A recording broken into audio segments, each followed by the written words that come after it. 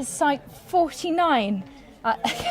Wow. How's it been going? Yeah, we've had a lot of people on site today, lots of experts. So our friends from RSPB and Birds of Poole Harbour and Dorset Wildlife Trust have brought all their various experts down, people looking at moths and butterflies and dragonflies, probably about 60 people in all. So a real diversity of things then you've been looking at? Yeah, definitely. What have you found? Well, I haven't looked at the list yet, other than knowing that the garden bit here is over 150 different plant species. 100, that's brilliant. And this is more like an allotment, isn't it? Yeah, so this particular area is a kind of a market garden that we run for people with learning disability and mental health issues as a place to bond together over nature. So it's their kind of quiet space. But they've also been out all around the heathland as well that surrounds us, and the woodland, and across the farm fields, and out looking over the river. Excellent. People have been at all sorts of places looking for all sorts of things. So yeah, so about 150 plants, 100 different types of moth. That's good.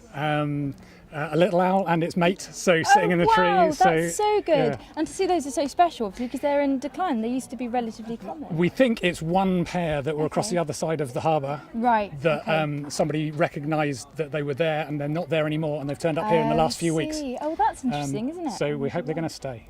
So obviously this site is incredibly important for mental health. Yeah. How did it all start?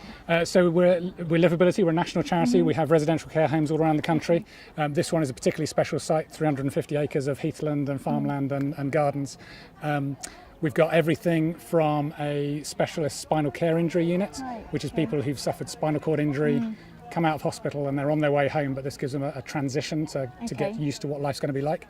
All those to the guys that work here in the garden, which is learning disability, people with mental health issues, addiction recovery, dementia recovery, stroke recovery, all just working together in the garden and finding wellness through being outdoors and working together. But that's something people often forget, isn't it? Actually, how beneficial these type of environments can be for your mental health. Yeah, definitely. And I think that's the exciting thing about today and working along with other groups is that we've got people who just love moths and that's what they love, and they've come here and they can find hundreds of those. Working in the same space as someone who's trying to grow tomatoes in order to sell them to get a better sense of self-worth, and it's all working together rather than this is farming or this is gardening or this is looking after wildlife. It's actually all blending together. It's a real kind of community spirit. Definitely. Oh, that's lovely. Yeah, definitely. And in terms of the bigger picture then, so now we've got this benchmark of data that you have of all the species that are on site. Where are you going to go with that? Shirley is already planning next year's one to do it regardless of whether you do it again. That's brilliant. To look at, because I think all the different groups that have been on site are saying they've never done a really comprehensive look at what's on site. So yeah, there's quite a lot of keenness to come back again next year and do the same thing again. Great, that's fantastic to hear, and you have to let us know how that goes. Yeah, definitely. Brilliant, thank you very much. You're welcome.